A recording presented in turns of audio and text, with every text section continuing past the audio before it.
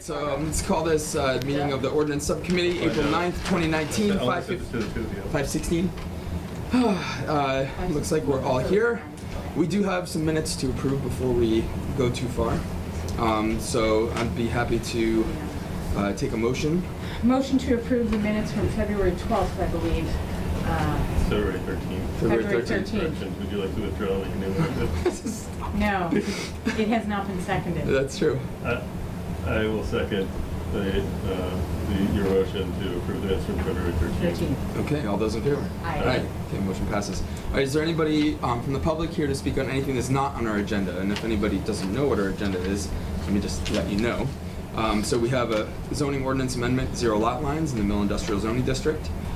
We have the review of proposed mobile multi-passenger bike serving alcohol, proposal for city ordinance amendment, open consumption of alcohol and cannabis, review and on-off-street private residence parking limitations, and continuing review of adult use cannabis establishments. And then we have a couple things that are often other. So we have the cannabis equity applications, which is with the planning board right now, and the welcoming community trust ordinance, which we're waiting for an attorney review.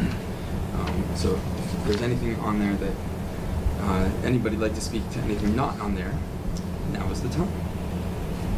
Okay, seeing none. So tonight we're gonna go right into our new business with the. Oh. I missed the public and then I was waiting for. I missed our chance to speak. Mayor, please. Welcome. Thank you. I just want to introduce Mayor of the Day, Julian, who who's joined me today, and we've been looking at how government runs, right? And we ordered rifts for dinner. That was a lot of fun. And we met with Councilor Conniff around laws and ordinances that we'd like to see. And what did you want to make a law about?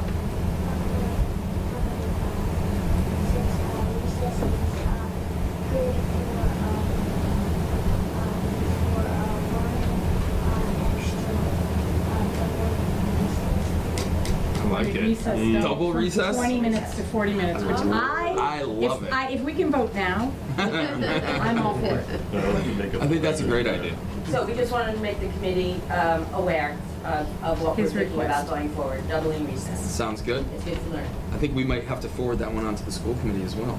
That's where we're going next. Okay. Can I ask, I know we can't usually ask questions during public speak, but can I ask, If it's not deliberation, I don't see the problem with asking a simple question. Julian, would you like to double recess, or do you want 2 recesses a day of 20 minutes each? Okay, just curious. Yeah. It's good to clarify. Yeah. Absolutely. Well, thank you for that. We appreciate it. Thanks for coming. Okay, so now we have the 0 lot line in the Mill Industrial District. So I think I'll let Jeff fill us in what's going on here. Thanks. Thank you. I'm Jeff Bagum, the city planner, and can I actually invite Mike Nishon up to the table Please. to talk through this with me? I'll just do a quick introduction, and then I think Mr. Nishon has some information that can help set the stage for this. What we're trying to do is use this meeting as an opportunity to introduce the concept to the Ordinance Subcommittee. The planning board has discussed it once or twice informally at a meeting, and then the goal will be to understand if we're sort of consensus moving forward, and then set a joint public hearing, Okay. ideally in early May. But so, by way of introduction, the Mill Industrial Zoning District is pretty much one of our most flexible zoning districts that we have. It allows a lot of different types of uses to occur in one building, and that was by design. So the permitting requirement is pretty straightforward in most cases, to allow those buildings to be occupied without always having to come to the planning board, and that's desirable to the building owners for getting tenants in faster. And as we started to embark, as the prospective owner of One Ferry Street started to embark on that project, a couple unique scenarios began to play out, and the 0 lot line discussion will be something that could benefit not just the owner of One Ferry Street, but the other mill owners who continue to revitalize the mills. I have a updated packet that I'd like to hand out, and in it is also a quick email from the owner of Eastworks, who learned of the amendment and is asking for some additional flexibility beyond just 0 lot lines. So I'll go over this in a second, but initially it was just looking at some of the setback requirements for buildings. But it looks like the proposal should maybe evolve to just take the next step to make it the most flexible for creating new property boundaries within the mill district. So it would also take away potentially frontage requirements and lot area. Okay. So I'll hand this out. And so this is different than what we got in our packet? Yeah, it's an updated version, and I think that's kind of the luxury right now of trying to do this before the public hearing is set, is that we can tweak some of the language and come to a clearer understanding of what we want to have advertised, and then move through the process. Okay. So before I hand it over to Mr. Michon, I have a couple visual aids, but the concept of 0 lot lines is not necessarily new. This is a duplex proposal on East Street that, I'll show you the map.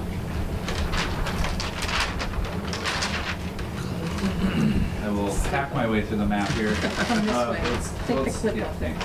Okay, there we go.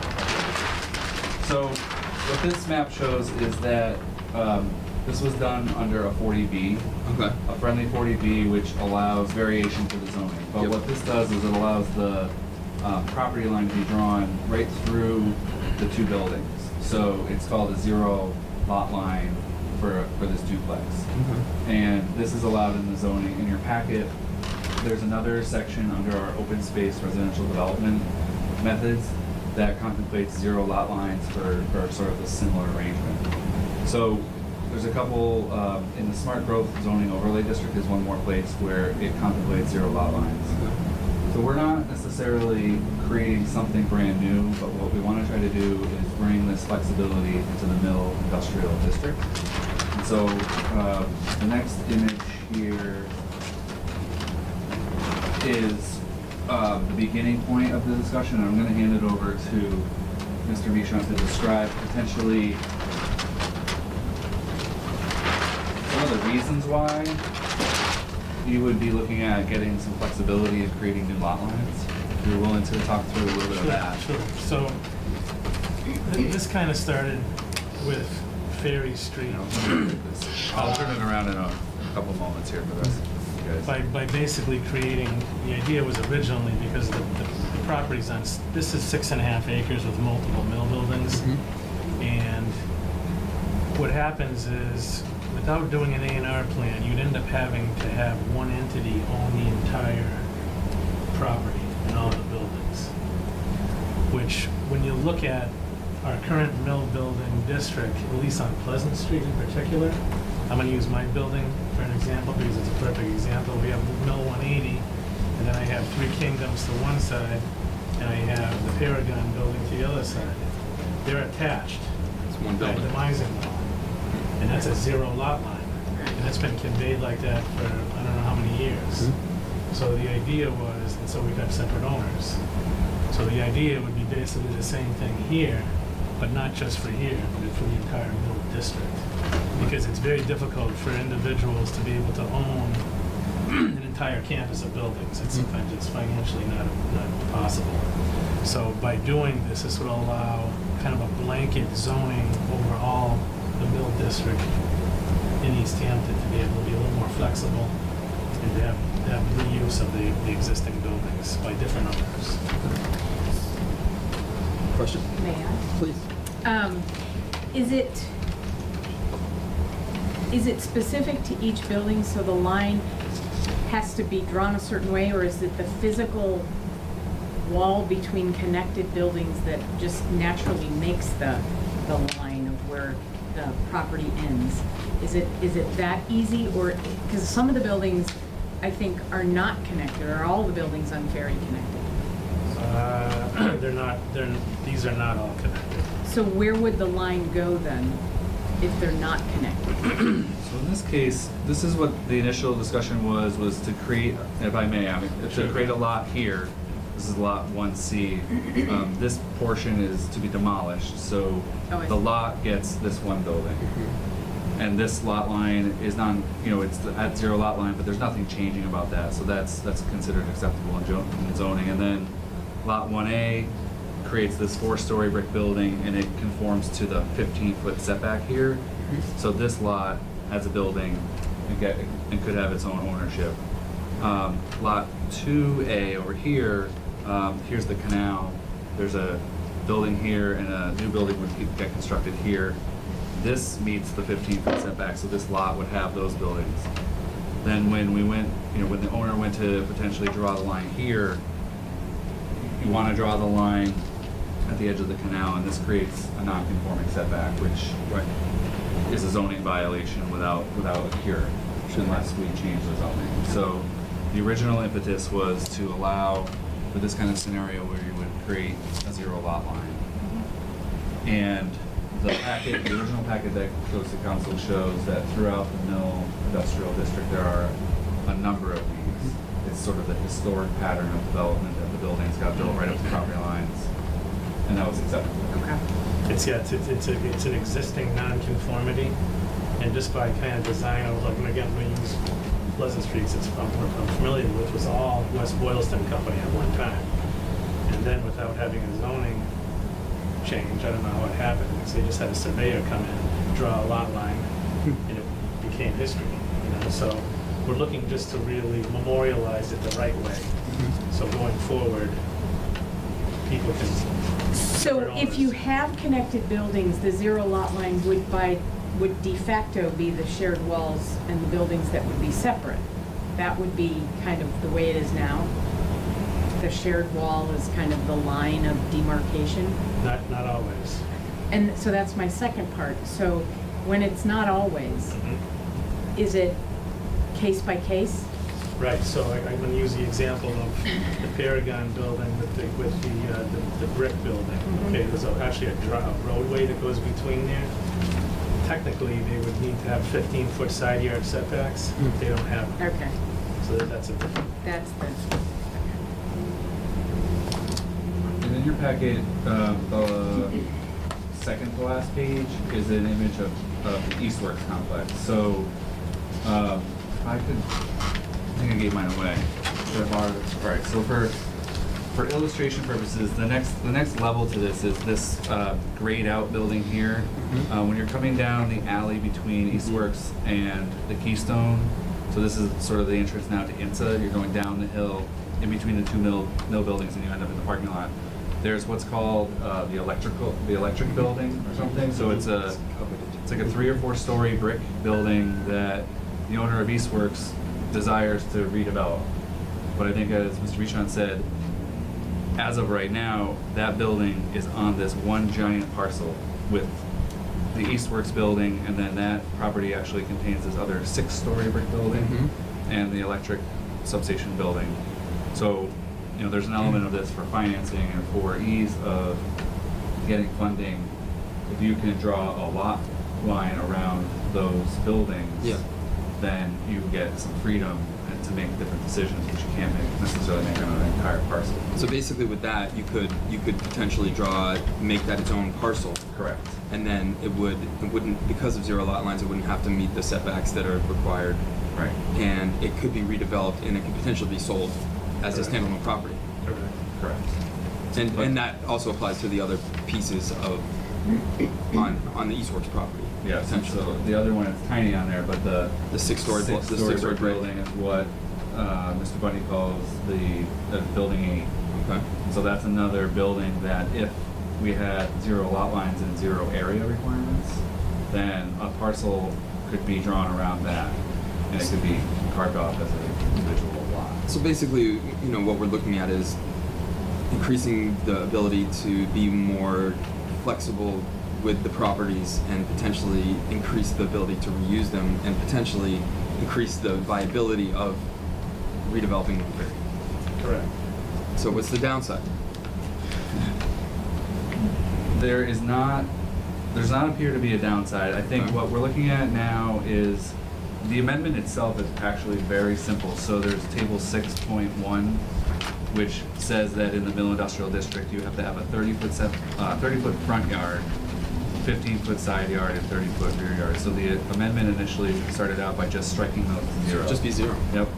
To accommodate the potential desires of other mill owners, you'd probably want to eliminate the 100-foot frontage requirement. Okay. So that basically instead of having a lot that has to have 100 feet of width, you could be variable. Yep. So whatever actually dimension you need.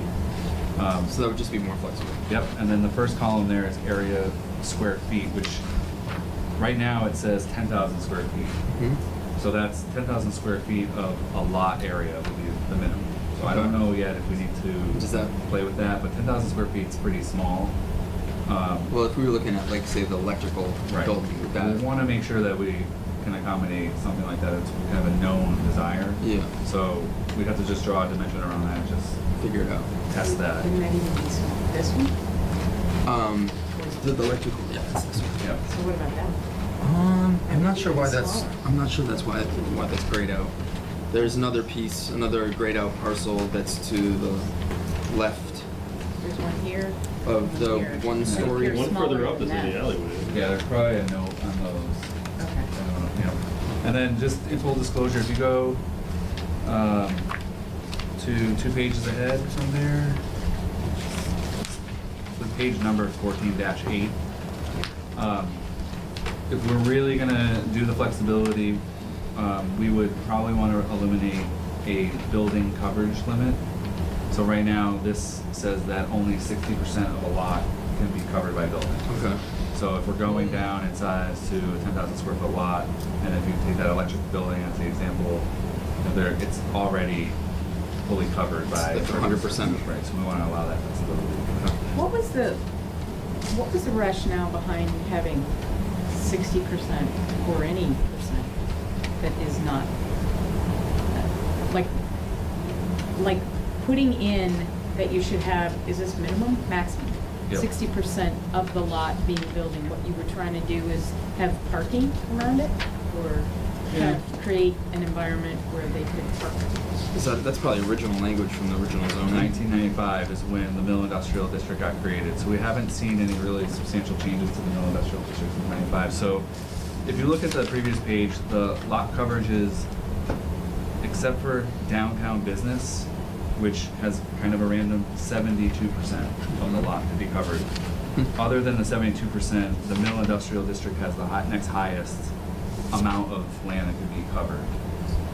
So they were probably doing gradations of this.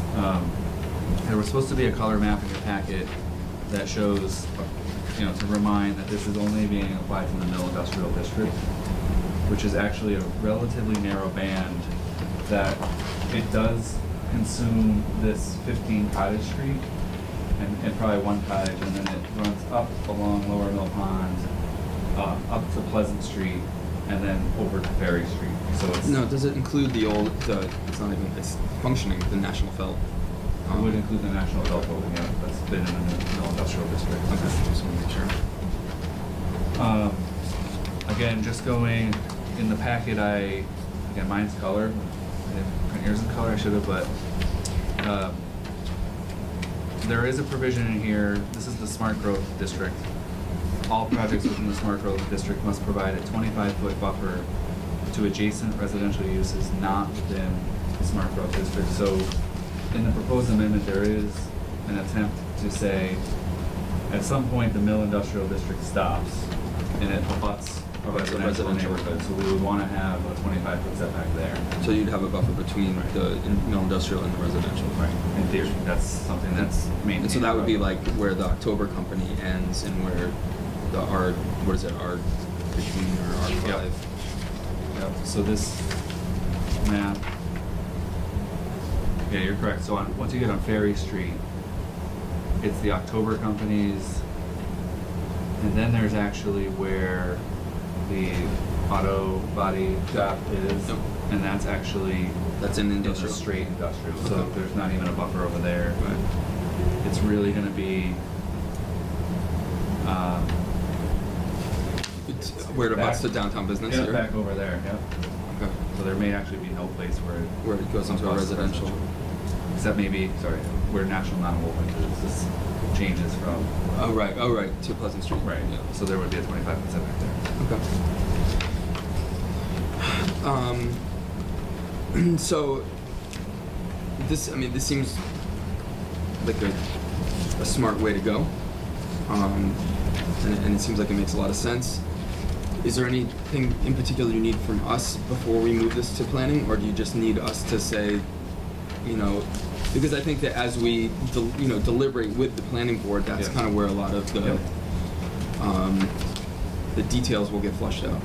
Yeah, I mean, my goal was just to make sure that there was nothing glaringly at issue here before so the language would get refined one more time, I believe, to double check that 10,000 square foot lot area. Mhm. And then again, the amendment itself is very simple.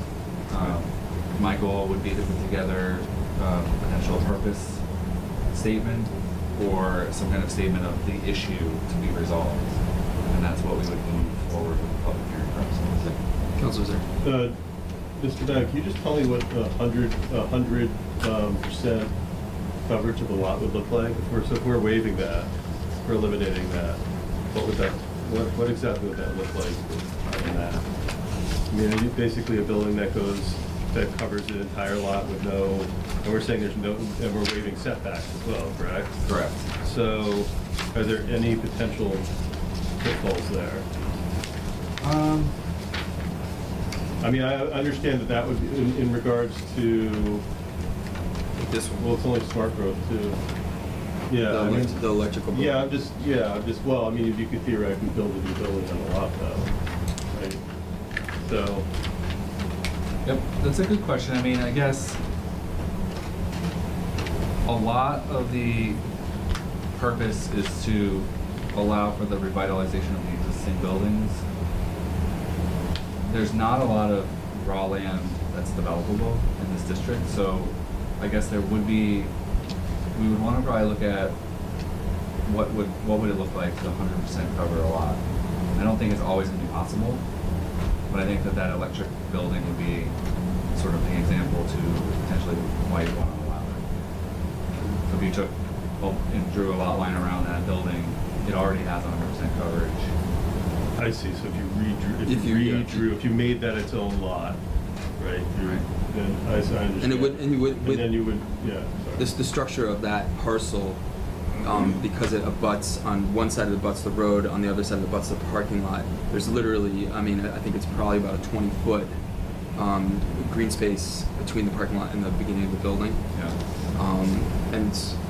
And there's probably a bit of a setback between the parking lot, so that, probably 8 feet in or something. So it might, just by the very nature of that particular parcel, it might 100% might just be the way you'd have to draw it. Right, so if I'm understanding this correctly, if you made, for instance, an electrical building its own lot, and you were to raise it and build a new building in its place, you'd have to build a smaller building if you didn't allow if you didn't remove the maximum coverage. Correct. Okay, that makes sense to me. And if that's the kind of, those are the kinds of things that I think we can go through the Mill Industrial District and show a couple of examples where that actually exists. I was looking at the Eastworks lot. I can't figure out the exact lot line boundary on this map, but the Eastworks building runs the entire length. Behind it is now fully improved with all the parking funded by MassWorks, and then up front, almost the entire area in front of Eastworks is paved now. So that might be actually one of the best examples to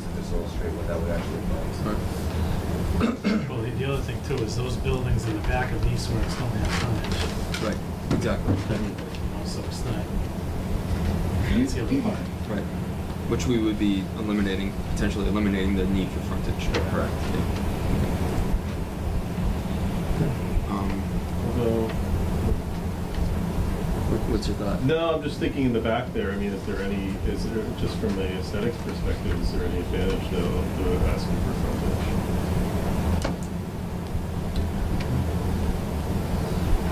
Would have to be Depends on what packaged. Well, frontage. yes, it would be packaged. Yeah, you would want to just explore a little bit more what would the frontage provide. Historically, frontage was used when you're doing like the subdivision. It was a way to regulate the number of lots that you could produce. So frontage came out in the 50s, Right. and it was 120 feet of frontage you need. And then zoning is just not very flexible, so when you create, you know, the mill industrial district, you plop down a number of 100. It just doesn't really match anything that's on the ground right there. I think, And that zoning was probably co-opted. I mean, it was probably imported. It wasn't, people didn't sit down and say, how can we make this right for Easthampton? Right. It was language that was brought in from consulting. that's fair to assume. Yeah. I mean, I think my goal wasn't necessarily to eliminate all questions at this meeting, but just to get a signal to move forward. I think that the approach, if you would beg my pardon to just play this out for a second. So some portion of this group's gonna come to the planning board next week and talk about the cannabis amendment. Yep. I think out of next Tuesday's meeting, if there was either a motion or sort of the path set to set a public hearing for both of those on May 7th, then it gives the time to run the legal ad and hold, you know, basically 2 public hearings on May 7th, one for the zero lot line and one for the cannabis. Okay. And then, assuming that there's not significant public input or a lot of questions, then, you know, maybe there's a favorable recommendation out of that to go to whatever the next appropriate city council meeting would be. So that'd be May 20th or whatever that would be, or something like that. So it seems like it would be advantageous for us to bring this forward tomorrow night to send to the planning board, Okay. and I'm okay with that. As Next week, you mean, right? isn't it first and third? And I think this is already. Tomorrow's the second. Oh, I had my calendar setting a date for our planning. All right, so next week.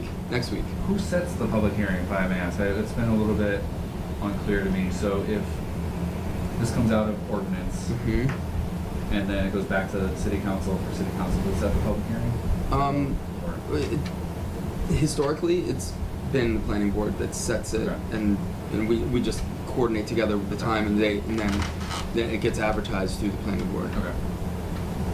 Then I think that would work after next Tuesday. Yeah, if there so was a- not tomorrow. Next Wednesday, a week from tomorrow. And yeah, so what we'll do is we can bring it forward to get sent to the planning board in addition, because they didn't already have this on their agenda, right? Or did they? The zero lot line they've understood and they've initiated it, so they. Oh, right. They initiated it to city council. So we'll send it back to them for the joint. Yes, Yeah. that'd be perfect. And then Okay. on Tuesday, it would be that they are agreeing to move the cannabis equity to public hearing on the same day. Sounds good. Okay, All right. great. Perfect. Is there anybody else that wanted to have any input into this, Mayor? I was hoping to have a written statement. I certainly will for the public hearing.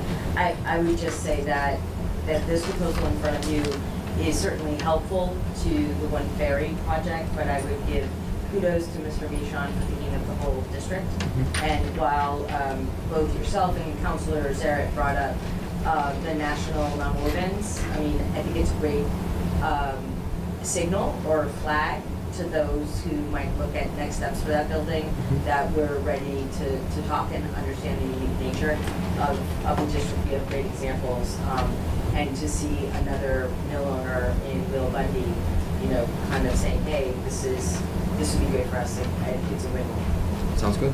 Appreciate the consideration. Great. Okay. Well, thanks for coming in. Appreciate Yep. it. Yep. Thank Good you all. idea. Appreciate Yep. being time. Thank you. No problem. Alrighty.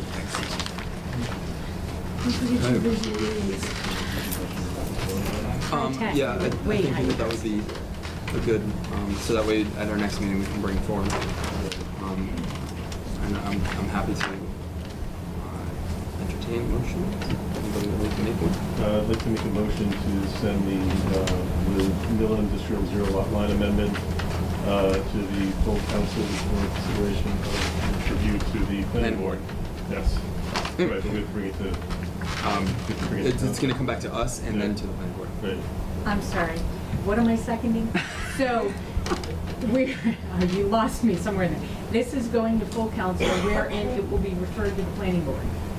Is So that- Yeah, it's- I'd like to make a motion to refer the mill industrial zero lot line amendment to the planning board. Thank you. Yes. Second. Okay, all those in favor? Aye. Okay, motion passes.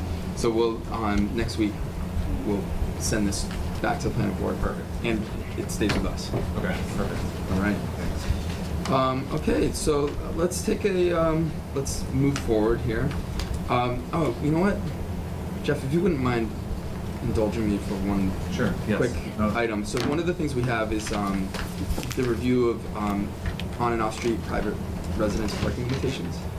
And kind of our discussion so far has moved towards looking at potential people parking in their front yards, and maybe looking at a setback. So if you were parking multiple cars in your front yard, you wouldn't be able to park them right on your neighbor's lot line. Okay. Is that something you've ever heard of? I mean, we have setbacks for sheds and we have setbacks for accessory buildings and whatnot. If they're creating a new parking spaces in their front yard that weren't existing, Yep. is there anywhere that requires this, a special permit or permission from their neighbors or anything like that? And I just wanted to throw it out. We're not necessarily going to get into that tonight. I just Okay. wanted to throw it out there and see if that's something you could take a look at. Yeah, and, I and mean- maybe let us know. Yeah, I'd be happy to. It was the planner in Amherst for quite some time, Right. and they have a lot of student housing, Right. and there was a lot of discussion about parking in front yards. Okay. And there is an easy way. It would be a zoning amendment process. You could easily say a parking area would have to be 10 feet from a property line, 5 Yep. feet or something, or That's pretty much what we require were. screening in between. Yeah. And then the other issue, I don't know if it's what you discussed, but oftentimes there's some limitation on the ability to pull off the street just in. Mm-hmm. So usually you have a driveway, but over time, sometimes people just keep stacking the long way across the front yard. So Right. there are definitely examples of ways to regulate that. Okay, great. I think we'll save that for a future discussion, but I think your experience would be very helpful to us. All right. Thank you. Yes, thanks. So that being said, I think we can move on to our proposed mobile multi-passenger bike. And I see that our petitioner is here, and I know that Councilor Zaret, you had sent some recommendations that you thought. They were mostly talking points, just things Talking that I was points. thinking about. Great, and so let's jump into that. So let's take a look. So where are you at right now? You want to give us an update? I was actually really excited to hear about your findings. One thing I keep hearing or reading, I was told right when I started this not to read the Easthampton Forum because you have keyboard warriors that don't show up to meetings. But I hear a lot of negativity about it, but every single person that we came across when we went out on Saturday was a gorgeous day, bike trail was packed, Fort Hill was packed. We went out and every single person we came across was smiling. They were all happy. They were asking about it. And a lot of people are worried about us going past wheelchairs, people in wheelchairs. We had the opportunity to do that. And the person in the wheelchair not only was smiling, they asked if they could jump on with us. We shared the pavement with them. Bikers that were coming up on us, people are afraid that they're gonna cause an accident by passing us. We see them coming, we pull a little more to the side, and they have right away, right there. There's everything I keep reading that is negative on behalf of this bike is we have answers for. It's just no one comes to meetings and asks, no one reaches out to me. And I think there's a lot more positive than there is negative here.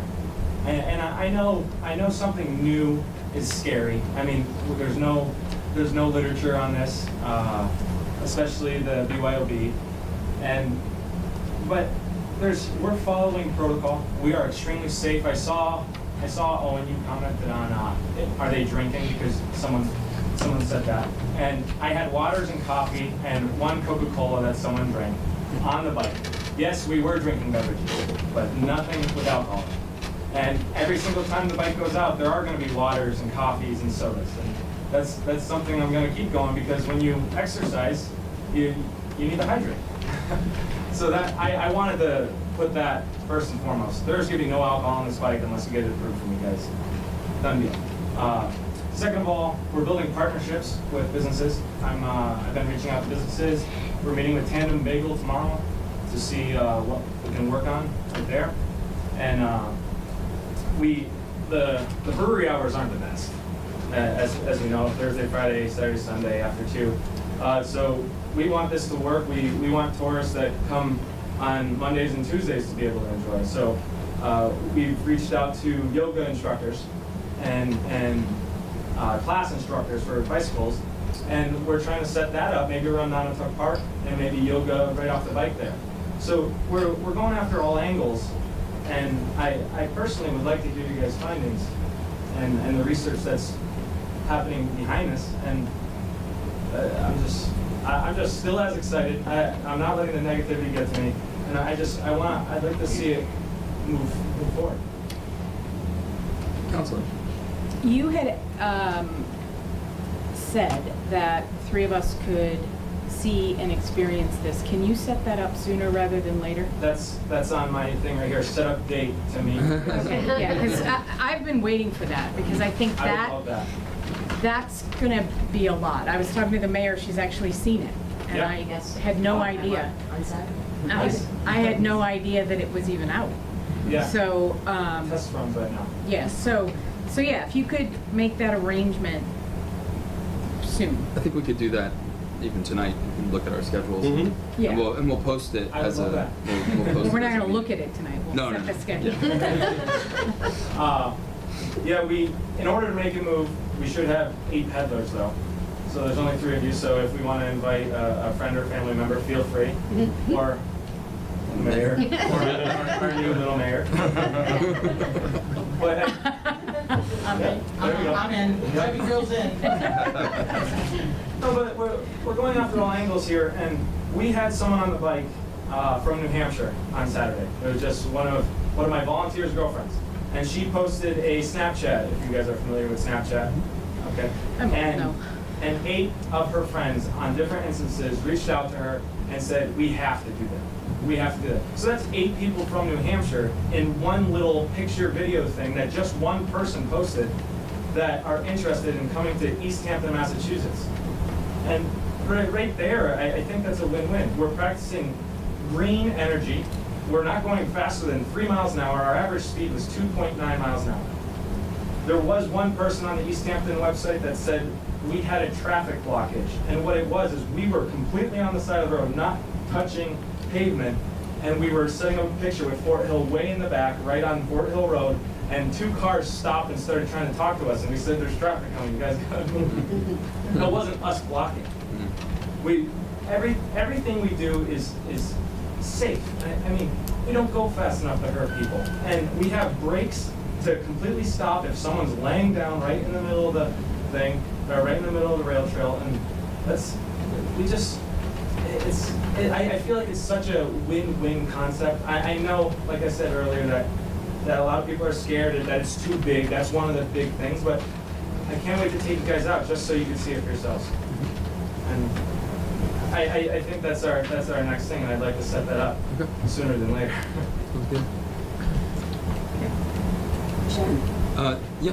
I have to speed up to the school committee, but I just wanted to comment. One, I saw said pedal bike on Saturday in my backyard. My dogs were really excited that they were going to jump over the fence. And one of the things that it was the size of, and it was completely on one side of the bike trail. I do think it has an innovative quality that has a place in Easthampton. I think as far as bring your own beer, booze on it, or like a brewery tour, I would want to see some conditions and very clear parameters because of the novelty or a test period. But I think of what we just went through with cannabis and conditions that were set.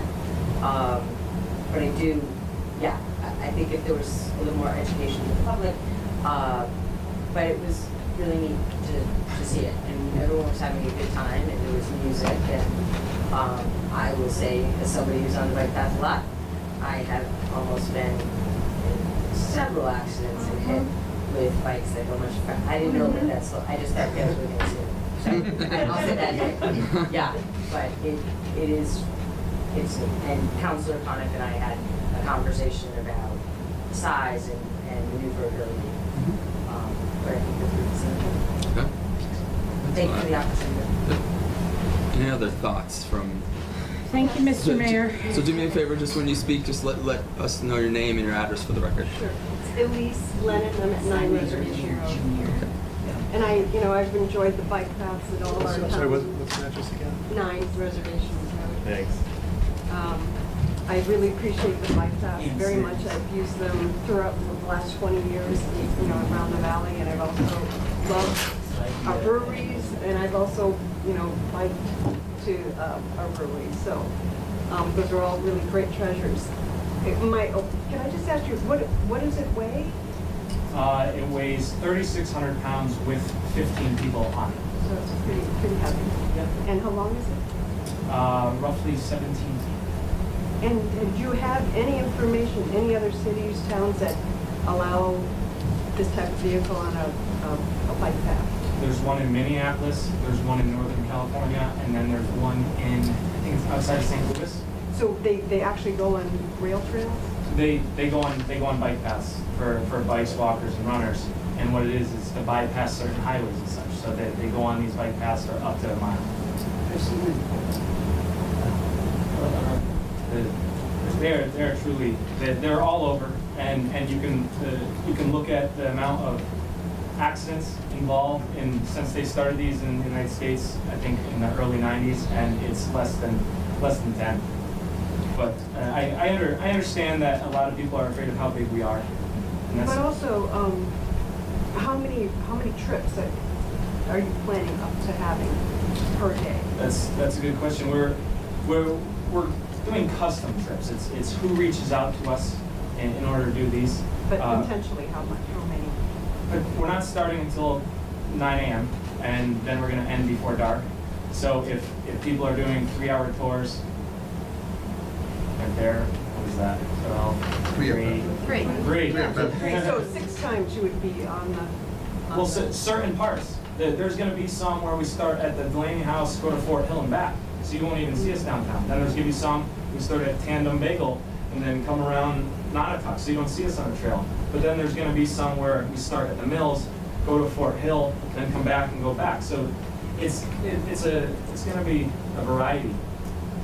But we're gonna try and respect the rules of the trail and respect everyone else's space as much as we can. We're gonna pull over for people. We're gonna assist people. We've been doing maintenance on the trail ourselves too. We picked up a whole thing of trash. I understand the size, and a lot of people are worried about it.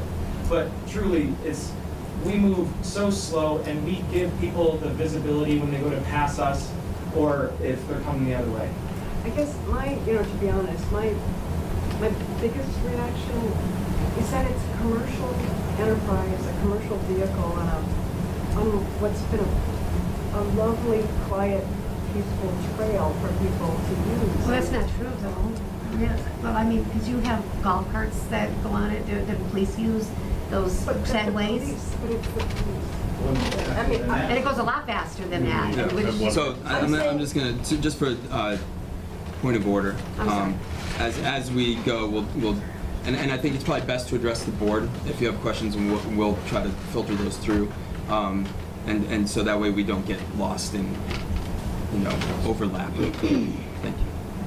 I just Yeah, want go to say, ahead. so, I mean, when I think about it, I think of a commercial, for-profit enterprise wanting to use the bike path, which up until now is been for quiet recreation of individuals. And if this is allowed, then doesn't that open the door for additional pedal taverns to also want to use it? And so, so how many trips will there be on the bike path? And does it also open the possibility that for other for-profit enterprises, carts that sell food and, so it becomes, to me, it changes the nature of what this trail has been. And personally, I can, if they wanted to use the streets, that's a whole different thing. I actually that would be something that could be better monitored too, because I don't think there's more police presence, and not that I'm expecting there's gonna be problems, it's more that it changes the nature of what these rail trails have been. Is that where we wanna go? That's what I feel. I would be, it's not something that I would look forward to seeing on the rail trail, that's all. Okay. Thanks for that. Yeah, please. That was actually brought up at the last meeting I was at. And I understand where you're coming from, the peacefulness and the just personal use, but it's just a safe, beautiful right-of-way that we're using to bring 15 new people to the businesses. We're not strictly just making money just to bring people back and forth. We are going to locations that are going to be spending their hard work dollars in the Easthampton businesses. For Fort Hill, a lot of people, I want to say, of the audience that was there, I want to say 20% was probably there from walking on the bike path and bike riding down there. I understand what you guys what you are saying in that aspect, but we're not just doing a ferry boat or a duck tour out here and just showing people the scenes. That we are physically dropping people where they're going to be spending money in Easthampton. And I guess I feel like it's, so that's, again, if you use the roads, I'd be okay with that, but it's just changing the character of the bike path. As Please. someone who doesn't ride a bike really well, don't I forget really to say your welcome We need your being name. able to ride, $28. I really welcome joining in on something that has group activity.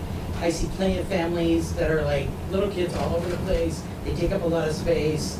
Here, this thing's operating with accountability and liability. So that makes me feel a little more safer, and also that I can participate as someone with disability, can join in on something. All Out Adventures uses the bike trails, and I've used All Out Adventures, and they take up space. So, and the fact that they bring business, thank you. Like, as someone who's on disability and seeing somebody make some money and have accountability, thank you. Like, I welcome it. And if there were people on the bike trail selling snow cones, awesome, you know? Like, bring the cotton candy man, you know? Like, that's great, you know? Well, And the fact that they pick up, like, there's a lot of consciousness going on. Like, I welcome something different, and another thing that makes Easthampton unique and welcoming. So, And I think right now we do have a pedal popsicle, crooked stick. crooked stick, and I think there's even a pedal bakery. And the empanadas used to Yeah. have. Yeah. They come to Mill, How do I in not Mill know Park. No, I think they don't sell use the bike path as a throughway. They don't use it as a Right. method for Okay. commerce. Yeah, it's not a ding dong cart. Oh, I forgot. So, anybody else interested in? Please just make sure you say your name and address for the record. Peter Roscotten, owner of the log cabin and Delaney House, taxpayer in the city because we have a portion of our property in the city, and here in support of Nick. Full disclosure, I know him very well. He dates my daughter. They've been dating for 3 years, but I came thinking about a few things that I wanted to say, and I think he deserves a character witness or somebody speaking on behalf of his character, because he's a very clear, conscious person who that's what he says. I passionately believe that this bike is an amazing entrepreneur experience that he's trying to create. The fact that he would have a host in this bike, for anybody that doesn't know this bike, there's a host there managing the 14 people that are on the bike, and then there's a driver. So the driver focuses on driving, stopping, doing what he or she needs to do, and then the host focuses on the people around there. I think the fact that he's an exceptional individual should be part of your thinking into granting this permission about letting people bring beer or wine. With certain restrictions, I think he's in favor of that. I think the mayor used some really good words there. I believe, I'm not a pro at all at this, I've been listening to him, but I believe he has a legal right to use the bike path already. I don't think there is an issue that can be held back for him to use the bike path. I think he already has a legal right to do that. I think he acquired this bike knowing that he had the legal right to do that. So for him not to be able to use this bike after knowing that he believes and he was told he had a legal right to use the bike path would be an issue. He spent a lot of money in this business. I know he has. And I think this thing is dragging out because it's a unique idea. And I understand why it's dragging out. I think it's okay that it's dragging out because talking about it, listening to all sides of things is a good thing. But it's dragging out. I think he has a lot of money tied up and he wants to try to make this small business. This is not his full-time thing. I'm amazed that some of his coworkers are here supporting him because his main job is supporting him for his little part-time work. But the idea is that this is something that is unique and different and you have to talk about it. And I benefit from Easthampton. Knowing that Easthampton is growing the way it's growing, seeing the cool things that are happening in the city, I'm just proud to be part of it. I've been part of this city for 22 years.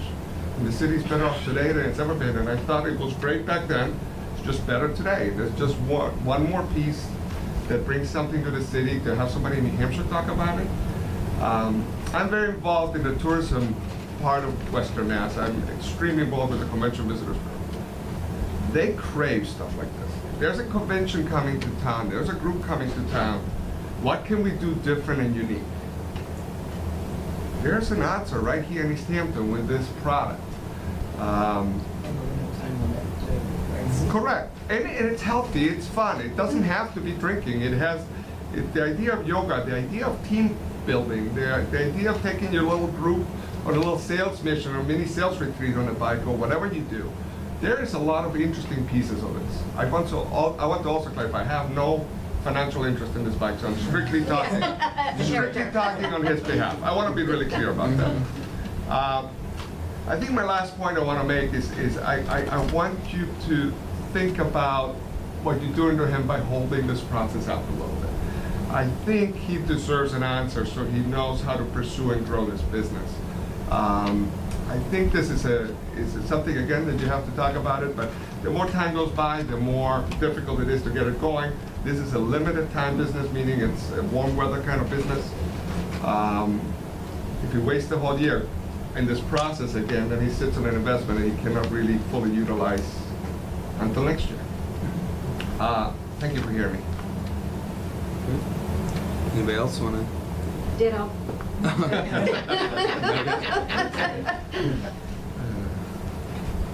Yeah, I please. live at 346 East Street and I utilize the bike path all the time. And I understand the character that you're trying to preserve, and that's one reason why I came to Easthampton. But I know Nick, and I think that he would do everything in his power to preserve that same character. And so, and I appreciate everybody's comments, and I just want to clarify, as we look at ordinance, it's similar to zoning. It's difficult to zone a certain property for one person. It's, as we look at this is something that we have to look at in a broad view, because this is not potentially the only. If we change the law, then we're changing it for everybody.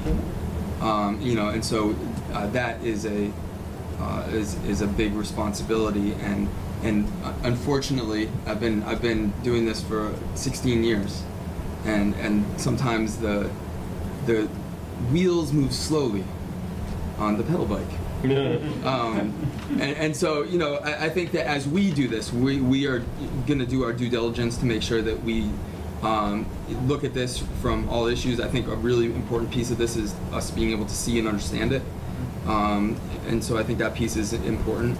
And I think that it also brings up, like, for example, the open consumption of alcohol brings up, that is a can of worms that is a little bit more difficult to manage, because it requires coordination with the licensing board, which, if we pass an ordinance that allowed open consumption on a vehicle like this, who has that oversight?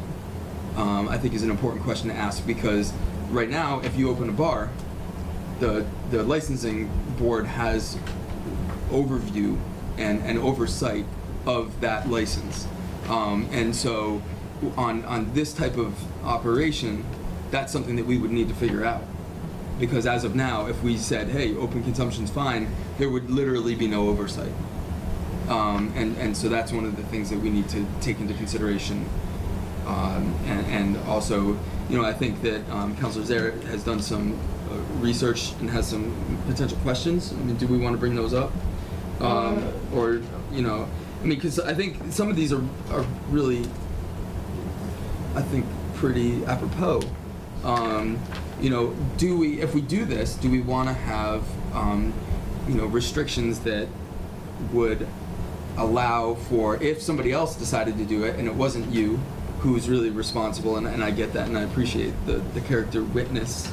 But, you know, it's like, as we look at this, as we look at changing the law, you'd be like, 10 years, you're like, done, it was great, loved it, but now I'm moving on, I'm selling it to somebody else, and that person might not be as respectful. And so that's kind of the way that we have to approach it. And I think, you know, looking at potentially, you know, some guidelines that are just going to kind of solidify what we think are important things. You know, and I know other communities have done the same thing. But I wouldn't characterize it as we're trying to. I don't necessarily disagree that you have the right to use the bike path. I can't think of anything that would keep you from doing that as it relates right now. But I think that as we move forward, like looking at some maybe potential guidelines around that, like dusk to dawn operation, which doesn't sound like you'd be doing that beyond that anyway. Dawn to dusk. Right. Really don't. Fair enough. You're going overnight. Are you sure? You know, so anyway, you know, I think maybe what we do from here is we go take a look at it, we schedule that meeting, and make it a public meeting, offsite. And I don't know where the best place to do that would be. Here, that sounds good too. And if you want, you know, we do have another meeting on the 23rd that's already scheduled. Oh, you won't be? Oh, and you should be there. Okay. Can we do it like in an off? Off meeting? day? Yeah. Sure. Just like, that's all we do is just go. It's fine with me. Do you want to pull out our calendars and take a see if we Yeah, can I'm just figure out of town the 23rd, 4th, and 5th. Okay. So. As usual. I'm not busy Sunday. Isn't it Easter? I think it's Easter. What, this Easter? No, it's not. That's next night. I was gonna say, I don't see it on my calendar. It looks like it's the 21st. Okay. Has anything been moved forward, maybe talking with the licensing committee in regards to something like this? Because I remember back in August, that's when I started with them, and then they said, we're gonna think about it. Come January, I asked them if we can try to make a decision, and they just pushed me to the city council instead of like, so is there any research on that side? Has anyone gotten together and talked about this in any way of who's gonna be in control, or is there gonna be a permit or anything like that? We have not met with the licensing board. I don't know if they've done it. I know that Kelly Ritchie was here and did speak to us and gave us some concerns. And that was the last time we saw her. And so, you know, I think that would be, as we look at this, I think it's going to be a two-tiered piece. And so I think one of those tiers would be like, are there regulations that we feel that are, you know, necessary if we're going to have this on the bike path? You know, that makes sense. And then the other tier would be the open consumption piece. So I think as it stands right now, it would be a two-tiered approach. Is that? Yeah. Do you mind if I speak Please. briefly? Yeah. So first of all, I mean, I want to echo what some people have said here. That this, I mean, I applaud you. I think this is a very interesting entrepreneurial project that you're bringing, that you want to bring to our city, and I'm 100% always for things that bring economic development to the city and bring more people into the city. I think this is our second time meeting on this. Yeah. So I don't think that we've been dragging this out, so to speak. I think that while I'd love to spend all of our time in ordinance addressing this issue We have lots of other things going We have on. a full agenda. And well, you're right, you can access the bike path now. There's very limited, I spoke with the Rail Trail Committee, who doesn't set policy, by the way. And so there is no current policy or ordinance limiting you from using the bike path now. And that's one of the issues, is that we need to, there is no other pedal tavern or quadricycle, as Ann Arbor, Michigan calls it, in the city. No one's thought of this before, so kudos to you for doing that. I wanted to bring it here. But we have to, this is the ordinance from Ann Arbor, Michigan. This is 11 pages just to talk about a quadricycle, a multi-passenger quadricycle, commercial quadricycle. So, yeah, exactly. This is longer than our well thought out cannabis 5-month ordinance. cannabis. So,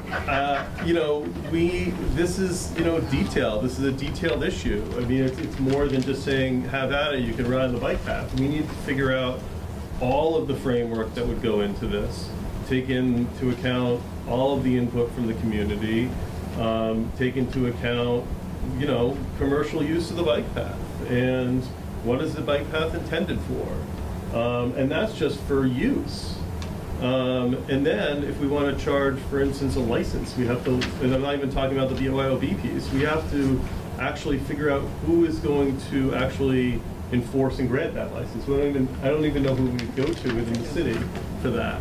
And then the BYOB piece is a whole other thing. I mean, I've been personally reworking our open container policies, and even how do you create an exclusion within the open container policy just specifically for pedal tavern? And then, as Ms. Ritchie mentioned last time, there are liability issues. Even if we say it's allowed, you still fall through the cracks. So I want you to succeed. I think this is a great idea, but you have to allow us to take our time to really make sure that this is done thoughtfully and within the confines of how we legislate within the city. That's Yep. basically what I think, and I think that and as far as timeline goes, so we do have another meeting set for the 23rd, and I think between then, if we can take a look at the bike, between now and the 23rd, I think that will help give us kind of a platform to jump off of, and then you need to stay on for the ride. Okay, I will stay on. But it also, what it does is what we can do is we can look at the 23rd as so this is the first time I'm seeing this. We can have some time to review it, see what makes, and I'm not necessarily looking to adopt another city's ordinance. I want to do something. If we're going to create guidelines around this, I want to make sure that these guidelines are guidelines that make sense for Easthampton. It does not need to be 11 pages long.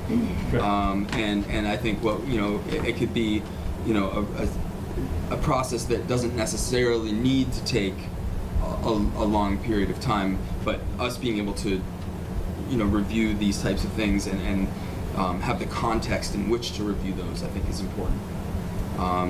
So that being said, I'm happy to look at a date. You guys want to take a look at a date?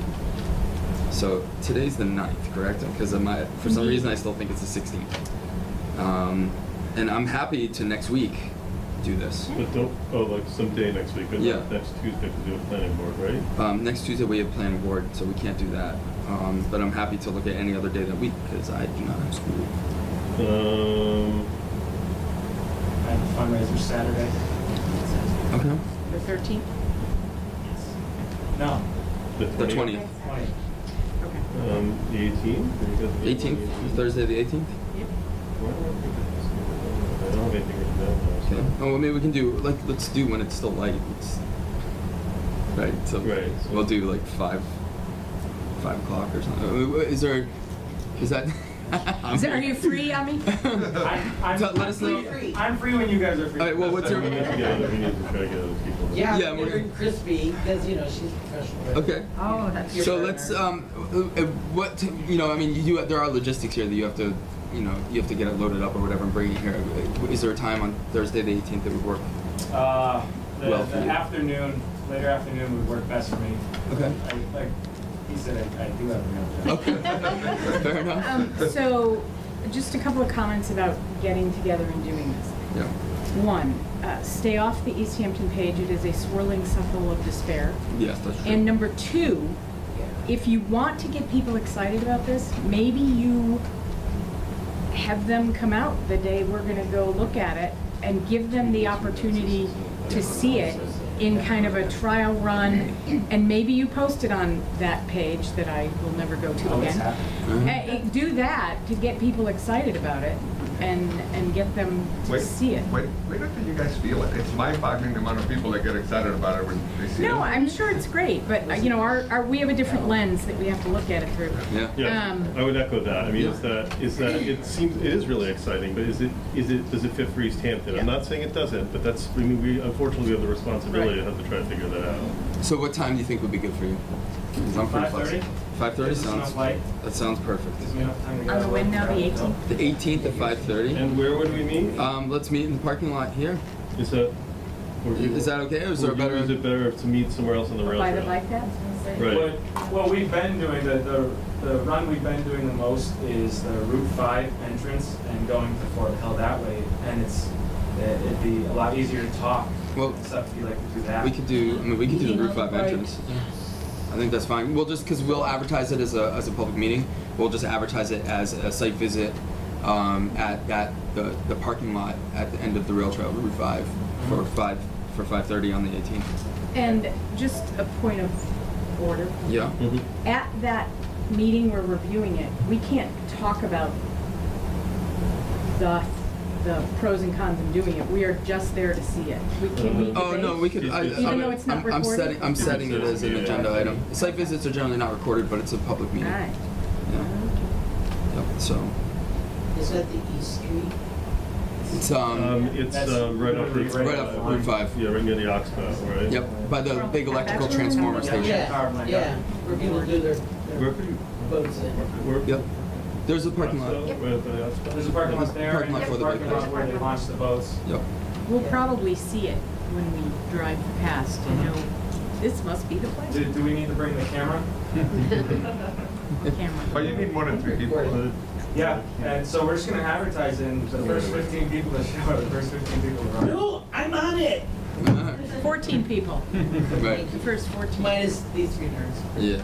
I mean, sorry. Do you have a financial interest in this? No, physical. You might Really, by the end of I'm very the- challenged, so. Could I ask on behalf of Nick, could he get a copy of that ordinance? Oh, yeah, of course. I made 3 copies, 2 for my colleagues and 1 anticipating that Nick would want it. I'll give it to you before you have it, so. Oh, you send it? A while ago. So never mind. In all my copies, I sent this to the licensing board and. The Ann Arbor one? Yes. Oh, okay, so you have a copy of this? Oh, okay. All right. Yeah, I mean, That this was a is long just, time I this don't is think just I've seen operation. this. This is just operation. This doesn't, Yeah. this doesn't I entail said- consumption. I actually emailed the Ann Arbor City Council because they have an open container policy as well. And I don't know, I wanted to find out how they circumvent that in their municipality. And They're a college town. I'm trying to set up a meeting with city councilors that went through this as well, and they're all trying to get their schedules together. So maybe we can have the next meeting, I can do like a Skype or something. And I don't know how that works. From Ann Arbor, you mean? There's another one in Michigan, they had it voted in. Okay. I mean, that could, we would just have to, if we had it scheduled, we could advertise it, and that would, we could do that. Okay, so Thursday the 18th at 5:30. Yep. Okay. And that would be at the Route 5 entrance of the bike path. Okay. Yeah. So And some I'll people send will, that to Barbara to That's advertise. and some people will unfortunately just be able to look at it and not ride it, 'cause Right. it'll be limited, but I will make sure that I broadcast this for you today. Cool. All right. Oh, I Well, thanks for appreciate you coming. Thank you. thought- Yeah. Thank you. And we'll see you next week. Yeah. All right. Sounds Okay, good. so, sorry, just going to.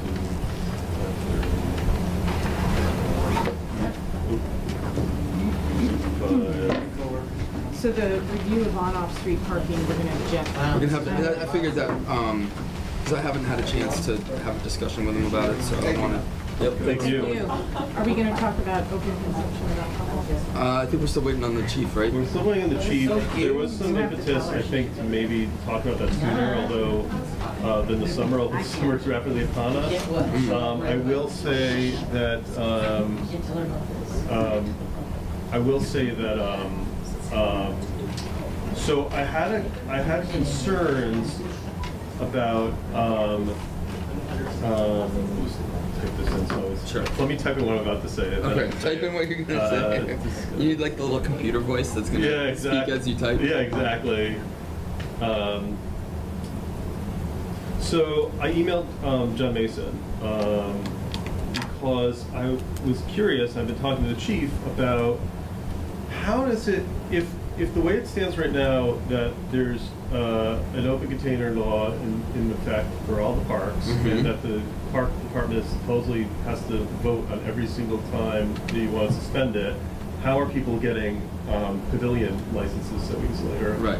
So it turns out that their policy runs a little bit countercurrent to the ordinance. Oh, interesting. So that you could basically, despite the fact that you cannot have open containers in the park, except with the suspension of that policy, their policy states that you can have BYOB without any stipulations. Without any stipulations. If you want to, like, say, get like a vendor to serve here, you have to get a one-day license. Right. But if you just bring your own. Is it only in renting a pavilion that you can bring your own? I believe so, and so You can't bring it to a soccer game. No. Correct. Right. So right, and At so the barbecue sites. And so the reason I'm saying this is not to be like, well, we should get the police out there and start busting up pavilions. I'm saying because I want to make sure that when we craft our language that it doesn't conflict with pre-existing language somewhere else. So Right. I'm going to meet with John and kind of try to make sure that the language says something like, with the exception of blah, blah, blah, or, you know, allowable consumption of pavilions or Mhm. something like that. So I want to make sure that all the language is tightened up before. And that makes sense. Okay. And it doesn't necessarily make sense to keep people from having the barbecue where they can have a beer, necessarily. Right. Well, I mean, again, if there's like a dome of open container around the pavilions, and we're basically saying that, by rule in our ordinance, I'm okay with that. Yeah. And then, for instance, if you wanted to have like a festival in like one of the athletic fields, and you suspend the ordinance for that. Right. But again, like, these are things we have to talk Sure. about. I mean, they also, for instance, for whatever reason, have a regulation if you want to drink in Millside, you have to have security present. And again, like, I mean, that's not, I don't know. So, I mean, I want to kind of go over Right. with him some of the fine points and kind of figure out to make sure that we don't have opposing language. So, Sure. Yeah, that's all. So, Okay, that sounds yeah. good. Yeah. So. All right.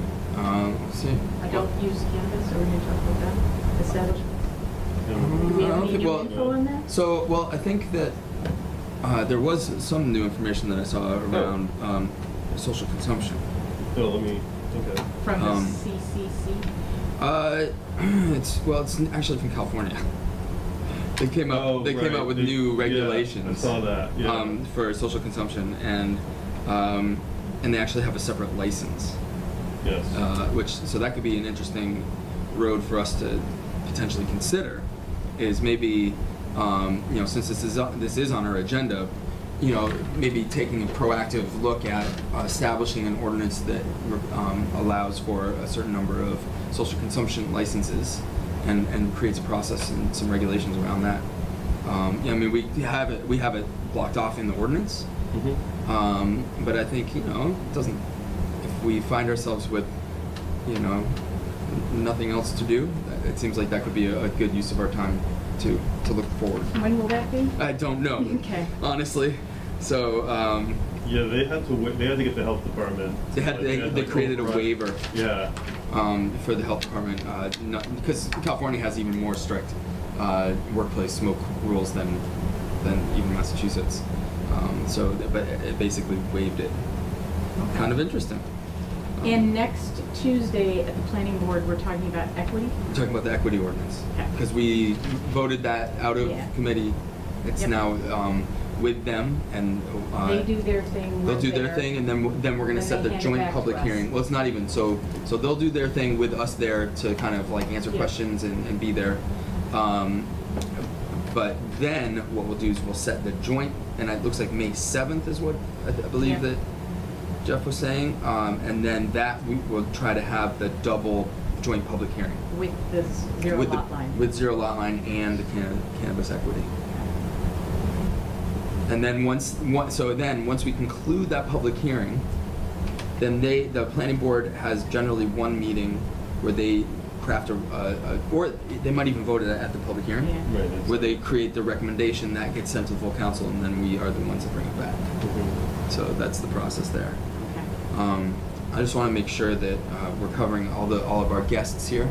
So, you know, is there anything that you all would in particular like to speak to? Because I Aside you after the. Okay. we just came for the enjoyable I came to back and support forth. my Oh, that's activists Awesome. and find out about this parking party, riding party. I didn't even know it, but I'm totally in. because I'm happy to reopen public speak if there's anything else. If you, The one thing I'd say about the local licenses, so basically what we'd be doing is going back to discussing basically establishing BYOC, because in California, there's a small. sale, yeah, and so unless, that would be. unless the CCC Well, we have allows, to, yeah, I mean, by the time we actually get to crafting something, the CCC might allow. they it. might already allow it. So So, yeah. okay. So if I wanted to have a fire, a picnic, and I wanted to drink a beer in public, I can't do that, so container, right? It Correct. depends if you're on public property. Right. So, but if you rented a pavilion at Nonotuck Park, then it sounds like then that kind of suspends the open container because you're renting that piece of property, so you can have an open container there. Or Millside, Millside, I think, is a little different. Millside, because that has a natural pavilion. Mhm. right, Millside, yeah, so there's distinct regulations for each location. So Nonotuck right now is the only one where you can BYOB in a pavilion, although again, technically the conundrum is that the city ordinance basically says you can't. Right. So we have to fix that loophole or whatever. Right. I don't really drink, so I was just. Yeah. No, I know. And then Millside, like according to our ordinance, the Parks and Rec Department would have to vote to suspend open container laws in Millside to allow consumption. And I don't know if they do that or if they're just explicit, if they're just like, I don't know what they do right now. So I want to find out what Yeah, the process so we're is. gonna- yeah. I want things to be running in parallel. So Makes sense. All right. Well. Motion to adjourn? second. All those in favor? Aye. Okay. So What time is it? 6:34.